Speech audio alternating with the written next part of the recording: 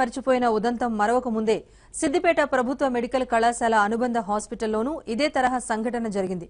ప్రసవం కోసం వచ్చిన గర్భిణికి ఆపరేషన్ నిర్వహించిన వైద్యులు ఆమె శరీరంలో కాటన్ పెట్టి కుట్టేశారు. కొద్ది రోజుల తర్వాత మహిళ తీవ్ర కడుపు నొప్పితో విలవిల్లాడటంతో ప్రైవేట్ హాస్పిటల్కు తీసుకువెళ్లగా ఈ సంఘటన వెలుగులోకి వచ్చింది.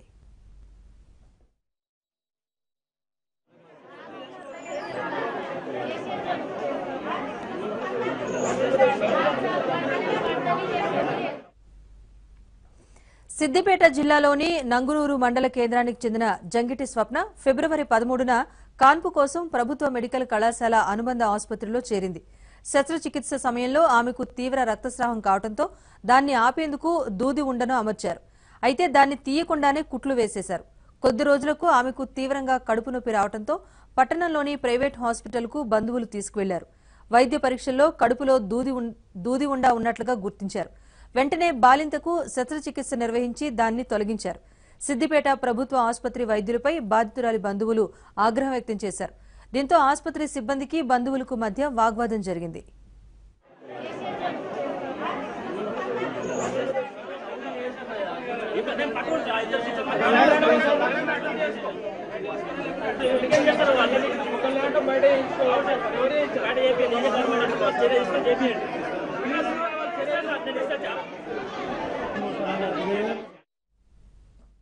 ఒక 20 days బ్యాక్ ఇక్కడికి డెలివరీ గురించి తీసుకోవడం జరిగింది.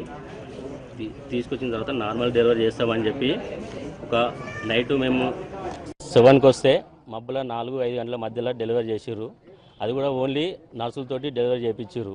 ఆ రోజు బ్లీడింగ్ అయితే కూడా గంటన్నర సేపు కుట్లేసిర్రు. ఆ రోజు మా చెల్లె చాలా నరకం అనుభవించింది. అయినా మా అమ్మ వచ్చి బాకపోతే డాక్టర్ వస్తారు, డాక్టర్ చూస్తారని చెప్పి అంటే మేము కూడా సైలెంట్గా ఉన్నాం. డెలివరీ అయిన తర్వాత ఒక 2 daysకు మమ్మల్ని డిశ్చార్జ్ చేసారు.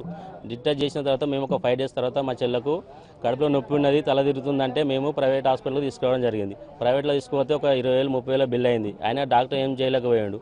అయితే మాకు డబ్బులు లేక చాలా మాకు ఇబ్బంది ఉన్నదని చెప్తే డాక్టర్ ఏం చేసిండు, గవర్నమెంట్ హాస్పిటల్లో ఉంచుకోమని చెప్పిండు. మేము డబ్బులు లేదు, సరే 21st అయిపోయినా ఉంచుకున్నామని చెప్పి మేము ఇంటికి తీసుకెళ్ళాం. ఇంటికి తీసుకెళ్ళినాక నైట్ పూట ఆమె బయటికి వెళ్తానని చెప్పి బాత్రూమ్ వెళ్తానని వెళ్ళేటప్పుడు ఆమెకు లోపల నుంచి కడుపులో నుంచి బట్ట లాంటిది ఒక పత్తి లాంటిది బయటకు వచ్చింది. దానివల్ల ఆమెకు ఇన్ఫెక్షన్ అయింది. ఇన్ని రోజులు మాకు తెలియదు, డాక్టర్ కూడా ఏం చెప్పలేకపోయాడు మాకు. దానివల్ల ఇన్ఫెక్షన్ అయింది. లోపల ఇంకేం పెట్టి ఆపరేషన్ చేసారు. ఆ రోజు ఓన్లీ అనుభవం లేని డాక్టర్లతోటి, అనుభవం లేని సిస్టర్లతోటి ఆపరేషన్ చేయించారు. వాళ్ళ మీద కఠిన చర్య తీసుకోవాలి. ఇట్లాంటి నా సిస్టర్కి అయింది, లేకపోతే ఇంకో సిస్టర్కి అవుతుంది. ఎవరికి ఇట్లాంటిది రాకూడదు. ఆర్ఎస్ మంచి పేరున్నది, మంచి హాస్పిటల్ డెవలప్ చేస్తున్న పేరున్నది. ఆ పేరు అనేది డాక్టర్ జరగకూడదు అని చెప్పి నేను కోరుకుంటున్నాను. ఈ ఘటనకు సంబంధించి మరింత సమాచారాన్ని మా ప్రతినిధి సుభాష్ నాయుడు తెలుసుకుందాం. సుభాష్, చెప్పండి, వైద్యుల నిర్లక్ష్యంపై రోగి బంధువులు ఏమంటున్నారు? కేసు ఏమైనా నమోదైందా? పోలీసులు ఏమంటున్నారు? రాయచూరి ప్రభుత్వ దవాఖానాల్లో వైద్యుల నిర్లక్ష్యం మరొకసారి వెలుగు చూసింది. గత నెల రోజుల్లో సిద్దిపేట ప్రభుత్వ ఆసుపత్రిలో పేషెంట్లకు సర్జరీలు చేసి కడుపులోనే కాటన్ వేసి కుట్టిన సంఘటనలు 2 సంఘటనలు వెలుగు చూడడం జరిగింది.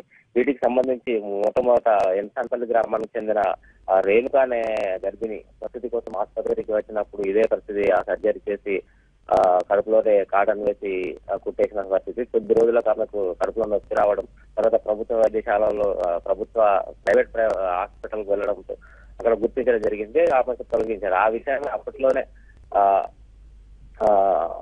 ప్రభుత్వ వైద్యుల తీరుపై నిరసన వ్యక్తం చేసి ఆందోళన చేసిన సంఘటన కూడా వెలుగు చూసింది. అదే విధంగా నంగునూరు మండలానికి చెందిన స్వప్న అనే గర్భిణి కూడా గత 20 రోజుల క్రితం ఆసుపత్రిలో చేరడం, ఆమెకు కూడా మైనర్ సర్జరీ చేసి అదే పరిస్థితిలో నిర్లక్ష్యంగా కాటను కడుపులో మర్చిపోయి కుట్లు వేసిన పరిస్థితి మనకు కనిపిస్తుంది. ఈ విషయంలో కూడా ప్రభుత్వ వైద్యుల నిర్లక్ష్యం ప్రైవేట్ ఆసుపత్రుల్లో వెలుగుతుంది. వాళ్ళ కడుపు నొప్పి రావడంతో ప్రైవేట్ ఆసుపత్రికి వెళ్లడంతో ఆ కడుపులో కాటన్ ఉన్న సంఘటన గుర్తించి చిన్న మైనర్ సర్జరీ చేసి తొలగించారు. ఈ విషయంలో కూడా వారి బంధువులు ఆందోళన చేయడం, కుటుంబ సభ్యుల ప్రభుత్వ అధికారులు నిలదీయడం కూడా జరిగింది. అయితే ప్రభుత్వ వైద్యుల నుంచి మాత్రం తమ ఎలాంటి పొరపాటు జరగలేదు.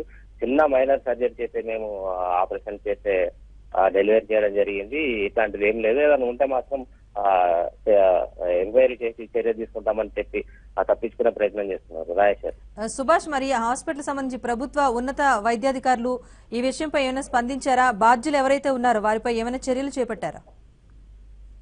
వరుసగా వారం రోజుల్లోపున్న ఇటువంటి 2 సంఘటనలు చూడడం సిద్దిపేట ప్రభుత్వ ఆసుపత్రికి ఉన్న ప్రతిష్ట కొంత మొత్తబారిందని చెప్పొచ్చు. ఈ విషయంలో సూపరింటెండెంట్ కూడా నిలదీయడం జరిగింది. తమ వైద్యుల నిర్లక్ష్యం పెద్దగా లేదు అని దాటవేసుకునే, ఒకవేళ ఉంటే మాత్రం నేను చర్యలు తీసుకుంటాను, వాళ్ళని కఠినమైన చర్యలు తీసుకుంటాం, మరోసారి ఇలాంటి సంఘటనలు జరగకుండా చూస్తామని భరోసా ఇస్తున్నారు తప్ప తమ వైపు నుంచి పొరపాటు జరిగిందని ఒప్పుకోవడానికి మాత్రం నిరాకరిస్తున్నారు Rajeshwari. Okay, thank you Subhash.